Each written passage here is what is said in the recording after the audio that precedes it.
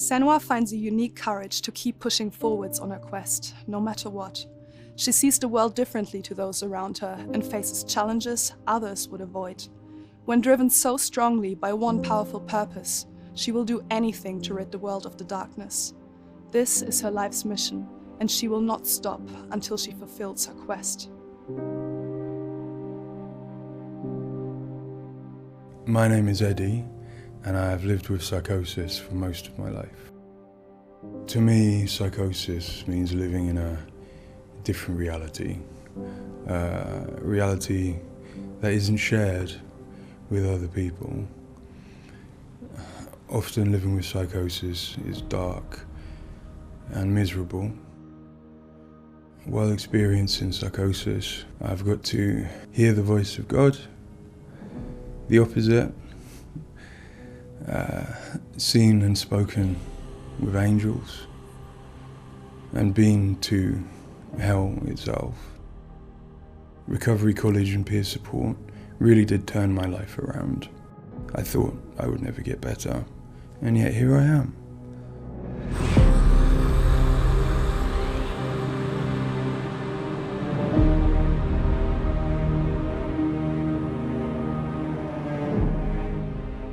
The things that Senua experiences in Hellblade are very similar to some of my own experiences. She lives in a reality that other people might find hard to understand. She sees significance in symbols, in meeting people, in all sorts of things that are going on around her. Senua is experiencing an altered state of reality which would be very hard to understand without having experienced it yourself or playing Hellblade. Lost soul who fought through hell to find us. You were lost. Not anymore. Are you ready for what you will find here? It's difficult saying that it's an illness, that it's not real.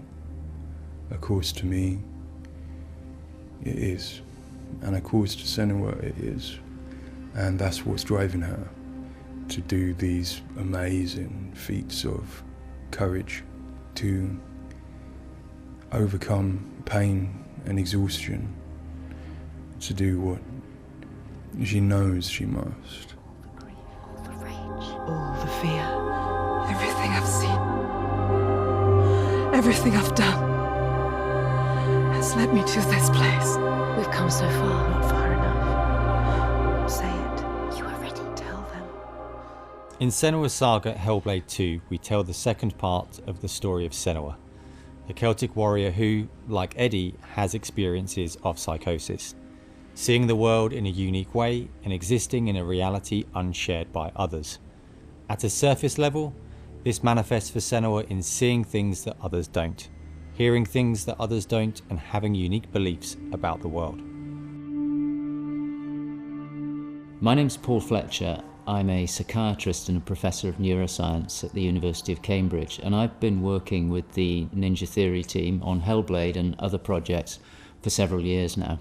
I am a clinical doctor, but have also added research and teaching to my role. And in all three areas, I'm especially interested in the human brain and how it strives to make sense of the world, which is complex and changing all the time. The lake, like a mirror. You can see the reflection. Senua, like many people, experiences psychosis. Now, psychosis is not a diagnosis, although it is associated with a number of medical and psychiatric conditions. But ultimately, it's a loose description of a shift in one's experience of reality. What are you doing? Screams of the dead. There's something here. They are not. I need to find out what it is. A person with psychosis might experience changes in their perceptions and their beliefs. For example, they might see or hear things that other people can't. and they might come to believe things that are quite uncharacteristic for them. For example, they might feel that somebody, perhaps somebody even very close to them, is intent on trying to harm them. Now, it's very important to remember that this is not just a vague feeling or an imagination. To the person, it feels like their reality, just as everything around me feels like my reality to me. I, like many people, feel that in order to even begin to understand psychosis, we have to start with thinking about how the brain works in general, how it makes sense of the world around it. And when we do that, we're repeatedly confronted with evidence that actually it doesn't just rely on the evidence of our senses, but it actually relies on what it already knows, on its predictions, its anticipations, and its expectations. Your voices. Now that might seem like a defect. After all, why would we want to rely on what we already know rather than what the world is telling us? But if we did act simply as passive receivers, we would be completely swamped. We'd be like a newborn infant trying to make sense of the colours and shapes without any way of having a framework to try and understand those colours and shapes. Our senses are bombarded with information from the world that's rapid, it's intensive, it is noisy, ambiguous, unreliable. And if we were to try and make sense of that without imposing patterns and expectations, then it would be like trying to assemble a multi-dimensional jigsaw without knowing what the picture was on the box. Many of us think that the brain ultimately is an organ that makes predictions. It craves patterns and associations in order to make sense of the world. And without that, we are confronted with a feeling of uncertainty, of anxiety, of distress, even of fear. They're calling. Something is drawing them. Where do these predictions come from? Many of them are actually embedded in the structure of our brain, probably wired there by evolution. Many of them come from our earliest experiences as babies, trying to make sense of this new world that we're born into. Many come from our early childhood experiences, from what we learn from others and how we interact with others, from our parents, our teachers, our friends.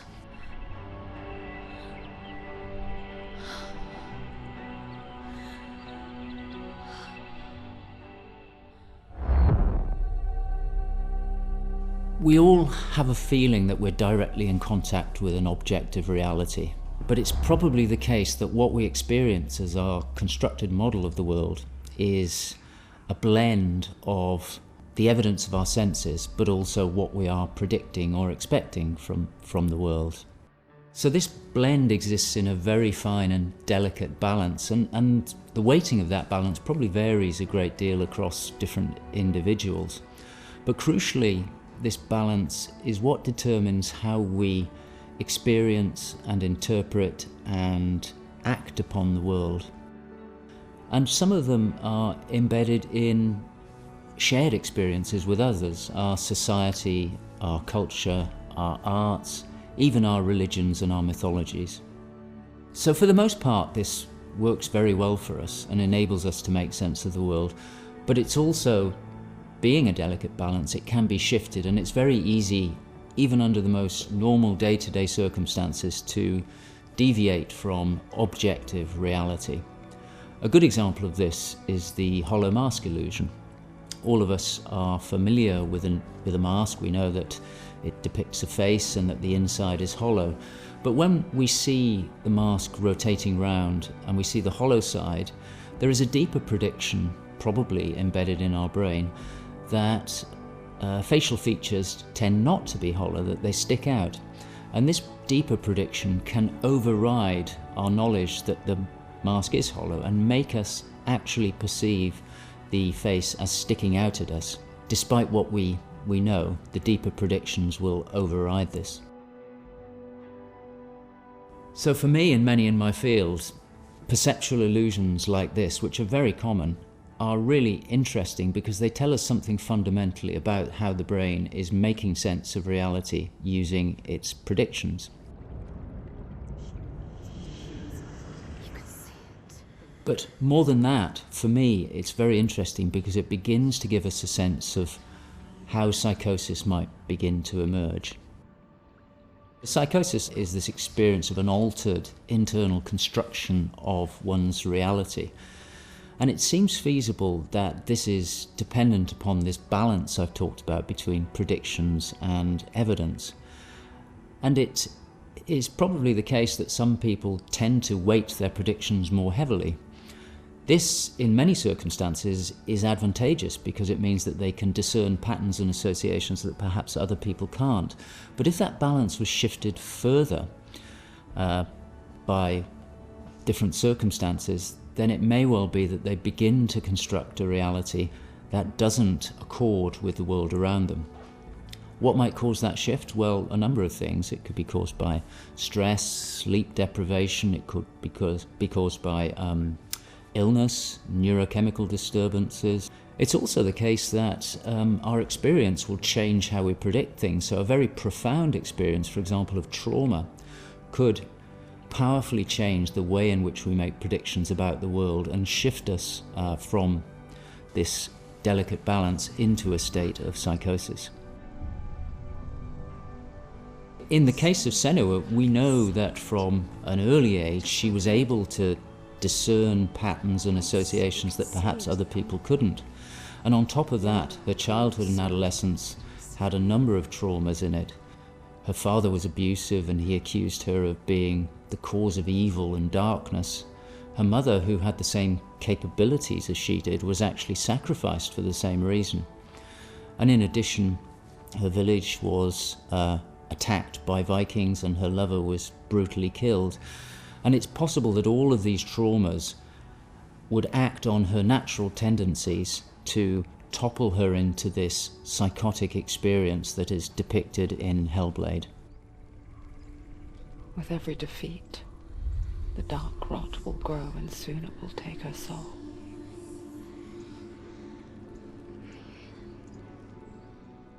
In Hellblade's Senua's Sacrifice, we find Senua discovering and understanding her experiences. They're relatively new to her, and the pain and torment feels at its most acute. Having travelled to a new place, with a mind full of her trauma and truth stories of the Vikings, she embarks on a journey of coming to terms with what has happened in her life. Ultimately, rather than finding the unachievable certainty of rescuing Dillion, she achieves certainty in the realisation that Dillion is gone forever. She learns to accept his death, and in turn, her experiences of psychosis. Even in darkness, the wonder and the beauty of this world never leaves us. It is always there, waiting to... In Senua's Saga, we find Senua at a different place on her physical and mental journey. Empowered with the sense that she has overcome her own darkness, she's now compelled to follow a new quest, to save her people from that same darkness. You smell their fear. He's here. Death is coming. Look at the bones. Death is coming. Look at the bones. That's going to be you. That's going to be everyone. In Sacrifice, Senua's psychosis is acute and all-consuming. She is preoccupied and absorbed by her experiences. To some extent, she is enveloped and enslaved by the darkness. She cannot ignore her voices and visions. She's totally committed to the quest within her altered reality. In Saga, there has been some resolution to this. There's no miracle recovery. She still experiences the voices and visions. She still has a changed reality. But the balance of power has shifted. She is the one who is able to be in control. She's able to resist and challenge the voices. She's able to make decisions that much more clearly reflect her own goals. They see through your lies, and I will show them how to see as I do. I will not appease your gods. I will destroy them. And in addition, in Saga, She is able to encompass the reality of others. She sees them for the constructions that they are, and she is able to interact with them. And I think that's a very powerful change and a very important area to explore.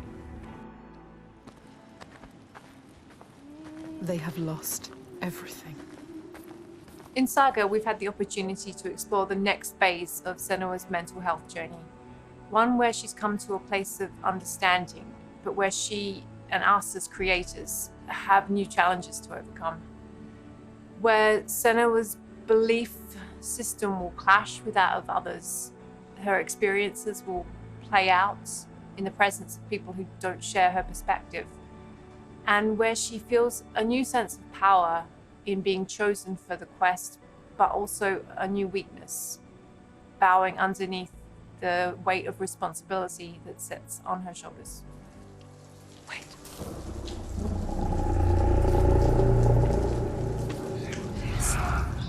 In Saga, we have once again utilized binaural audio to bring Senua's voices to life. Her furies still travel with her, but their tone has changed this time. She continues to be haunted by her father, and she starts to feel the audial presence of Icelandic myth infecting her mind. That scream, that voice. Something dark, Senua. You need to go up there. Don't let them see you coming. You need to find out. Don't let the monsters find you. You can do this, Senua. To hear the world as Senua does, we spend time with people with lived experiences of psychosis, and also with Paul Fletcher. This made a strong basis of what it is to hear voices, what they say, how they sound, how they change or react to external stimulus. And this paired with all we learned from the first game, Hellblade Senua's Sacrifice, led us to create Senua's own sonic version of reality. To me, it's a privilege to sit in a room to play our game, and as we progress, hear their comments, thoughts and suggestions. Each one provides a different perspective, and I find especially inspiring and humbling to hear from Eddie his own experiences. Especially, I find he has a way of putting very complex emotions, situations, in a very simple yet poetic way, and it's really inspiring for me when I'm thinking in Senua's journey. We use binaural audio to bring 3D space in the headphones. This allows to experience the voice hearing and other sounds with a physical sense. Also extremely important is the performance of the voices, and for that we have been collaborating with Helen and Abby, our Furies. They are the most prominent voices of Senua.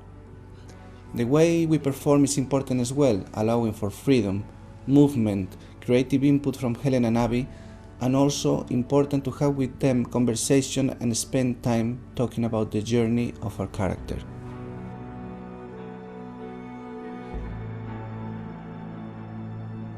There is a lot of time gone into experimentation, so every sound in the game is connected in some way with the emotion that Senua is experiencing as she travels through Iceland, from the sounds of the nature to some of the musical moments.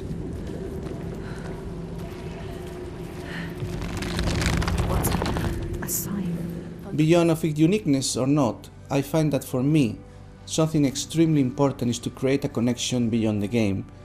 So in understanding Senua's own reality and going on a journey with her, I hope our players will understand better how people experience reality different, and in doing so, I feel we break those walls that keep us distant and lonely. My brothers used to come here to practice fighting. Sneak out. Follow them. For Saga, in order to bring Senua's experiences of hallucinations to life, it was very important for us to listen to people's real lived experiences. It was then a case of thinking about how Senua's world and reality might look when faced with these types of examples. This would have been impossible without Paul Fletcher and amazing people like Eddie and Kathy, who've been so open and honest about what they have been and do go through on a day-to-day basis.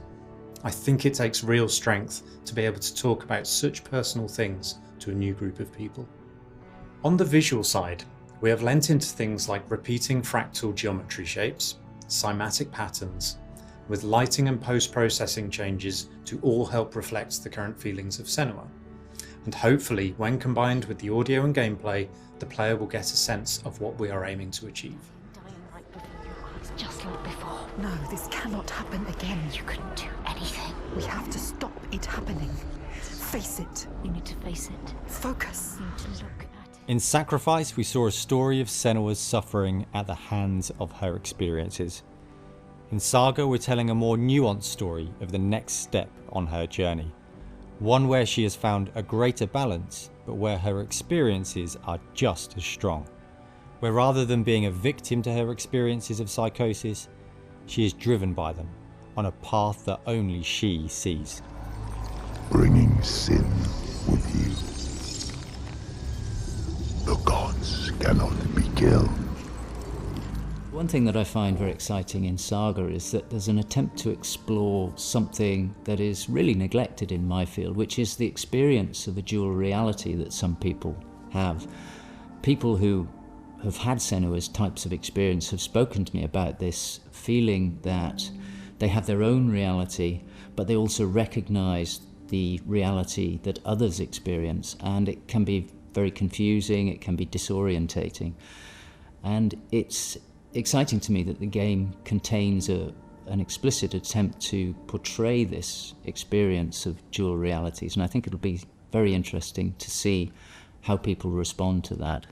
It's amazing what has been done and what's been portrayed. I think it's really difficult to turn words into what other people might be seeing, but I think I'm always blown away by what Ninja Theory come up with for their games, and I'm really stunned at the quality of, you know, the things that she sees and the sounds of the voices that she has.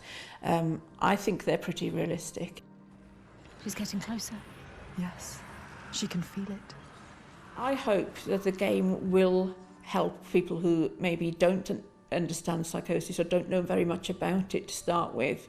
I think by experiencing some of what they will do in the game, I think it brings to life a little bit of what it's like to have psychosis, and I think hopefully people will learn from it. Now I'm working as a peer support worker, and what that means is that in my case, in the job that I have in my role, it means that I go to see my people, to see my peers. We talk about how things have been. The way that Hellblade has captured the experience of psychosis is nothing like I've ever seen before in terms of its realism, in terms of its fairness to people like me.